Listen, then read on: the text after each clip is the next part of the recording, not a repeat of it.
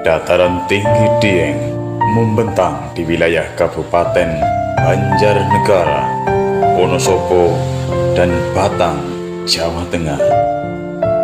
Merupakan kawasan pegunungan yang memiliki sejarah geologi panjang.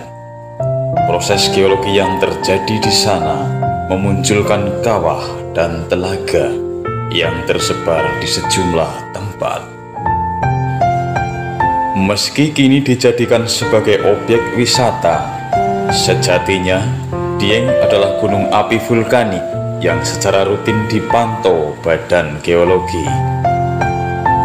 Para ahli vulkanologi mencatat dataran tinggi Dieng terjadi sejak 3.600 juta tahun yang lalu sampai sekitar 2.500 tahun silam.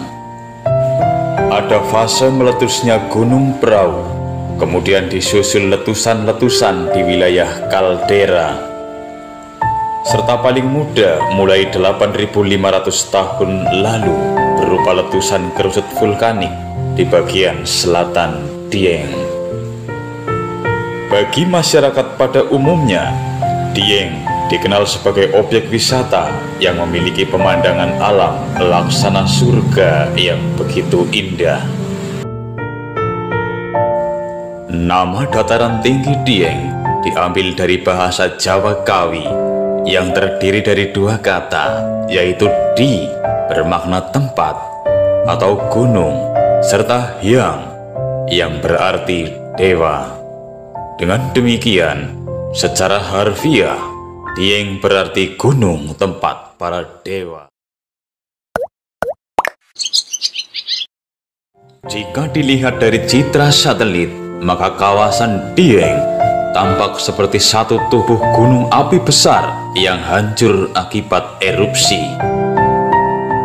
Hal itulah yang kemudian membentuk puncak gunung api baru sekitar gunung api lama di tengah kaldera Dieng. Gunung api Dieng terbentuk dari subduksi lempeng Samudra Hindia Australia yang menghujam di bawah lempeng Sundaland. Gunung api Dieng terbentuk mulai pada zaman Pleistosen 2,58 juta tahun lalu hingga Holosen. Meski berupa gunung api, potensi bencana di sana bukan berupa erupsi, guguran lava pijar, atau hujan abu. Ancaman utama justru terletak pada deretan kawah aktif yang mengeluarkan gas sulfur berkonsentrasi tinggi.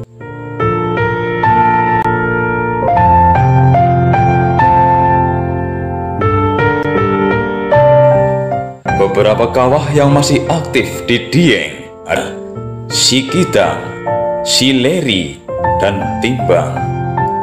Di antara deretan kawah itu, Badan Geologi menyebut kawah Timbang adalah wilayah paling mematikan karena mengandung gas beracun yang tinggi.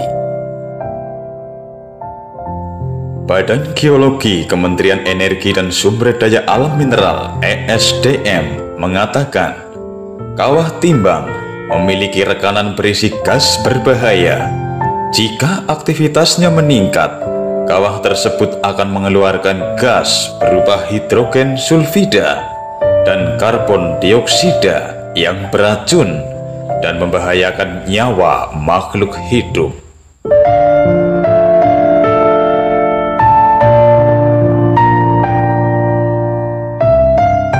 Posisinya yang berada di antara jajaran pegunungan membuat Dieng tak hanya menawarkan pemandangan yang menawan, melainkan juga udaranya yang sejuk. Kendati letaknya berada di atas dataran tinggi, namun siapa sangka jika Dieng menyimpan jejak sejarah peradaban Nusantara. Terdapat banyak kisah menarik di balik asal-usul kawasan yang juga dikenal dengan nama Negeri Para Dewa.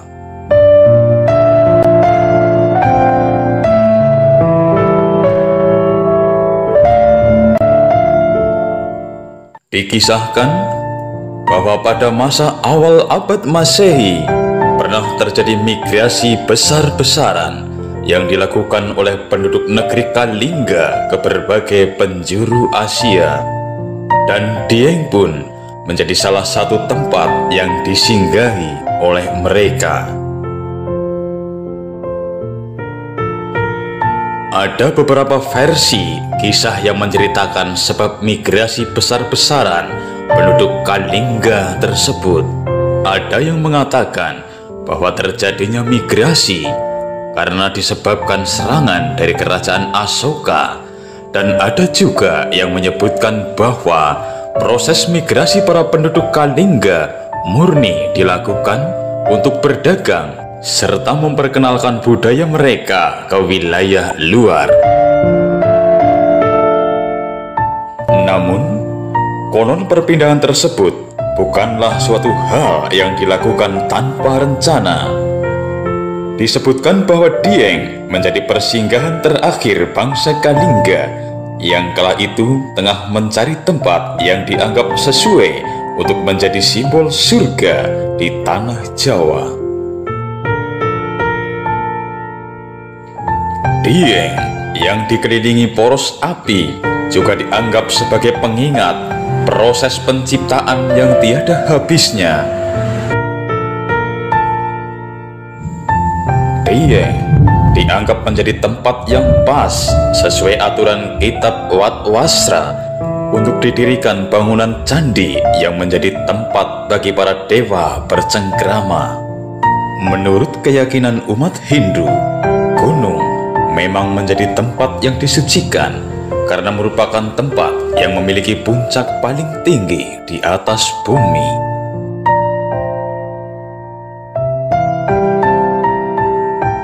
Jika dikulik dari namanya, Dieng berasal dari bahasa Sanskerta yang diambil dari kata di dan juga hyang, di mana di memiliki makna tinggi, sedangkan hyang berarti leluhur atau para dewa. Selain itu, diketahui bahwa ada banyak sekali peninggalan benda-benda dari masa lalu yang ditemukan di Dieng. Mulai dari candi, batu kelir, hingga prasasti. Deretan relief pada candi hingga tulisan yang ditemukan pada prasasti juga menjadi saksi bagaimana Dieng dianggap sebagai lokasi bersemayamnya para dewa. Seiring berjalannya waktu, Dieng terus mengalami beberapa perubahan dan pergeseran fase kehidupan. Setelah dimulai dari peradaban Hindu, diceritakan bahwa sempat terjadi bencana besar yang menyebabkan tenggelamnya kawasan tersebut hingga masyarakat berpindah ke wilayah Tengger dan Bali.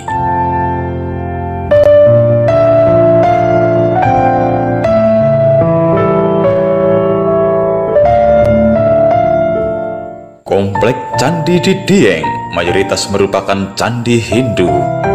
Minimnya informasi menjadikan candi ini menyimpan pesona bagi masyarakat dan wisatawan karena dianggap penuh misteri.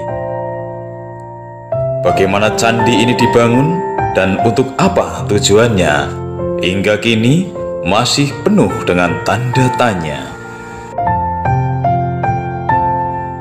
Deretan candi yang ada di Dieng ini untuk kali pertama ditemukan oleh seorang tentara Inggris yang tengah berwisata pada tahun 1814 silam.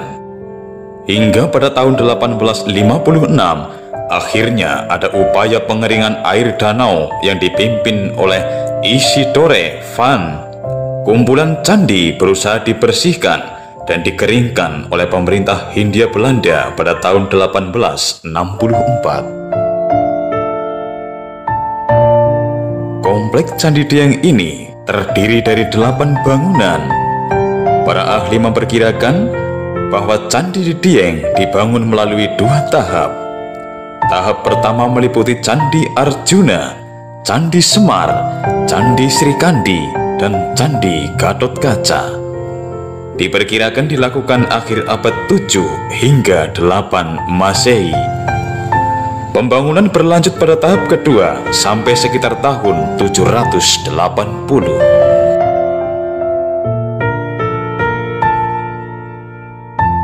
Nama sebenarnya dari candi tersebut, sejarah, dan raja yang bertanggung jawab atas pembangunan candi-candi ini tidak diketahui. Hal ini dikarenakan karena kelangkaan data dan prasasti yang menjelaskan terkait pembangunan candi-candi ini. Penduduk setempat menamakan setiap candi itu sesuai dengan tokoh wayang Jawa atau diambil dari epos Mahabharata. Kompleks Candi Dieng terbagi menjadi 3 kelompok gugusan candi-candi dengan satu candi yang berdiri sendiri. Candi-candi tersebut dinamakan dengan mengadopsi nama-nama tokoh atau istilah dalam epos Mahabharata. 3 kelompok candi tersebut adalah kelompok Arjuna, kelompok Gatotkaca, dan kelompok Dwarawati. Dan satu candi yang berdiri sendiri adalah Candi Bima. Candi Bima yang dibangun sekitar abad ke-7 masih menunjukkan pengaruh Hindu yang kuat.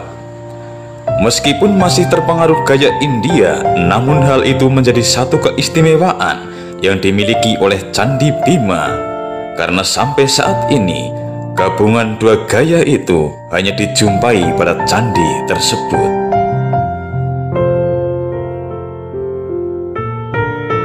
Candi Arjuna dibangun sejaman dengan Candi Bima dan juga menunjukkan pengaruh Hindu yang masih kental. Keistimewaan yang didapat di Candi Arjuna adalah adanya sput Makara di bawah relung dinding sisi utara.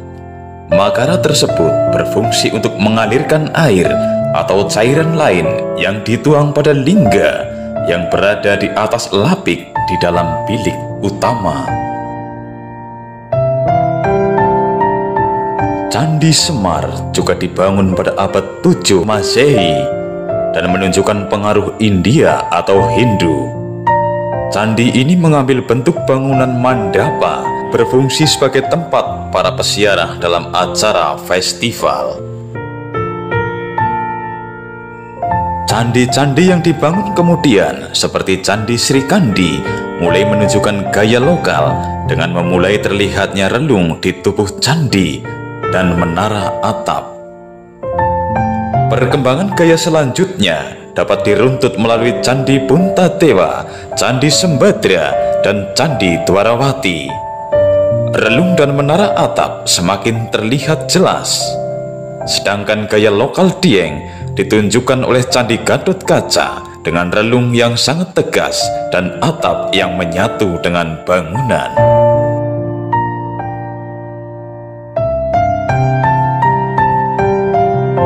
Candi-candi lain seperti Candi Parikesit, Candi Antarja, Candi Nakula, dan Candi Sadewa sekarang hanya tinggal nama saja atau tinggal berupa pondasi candi.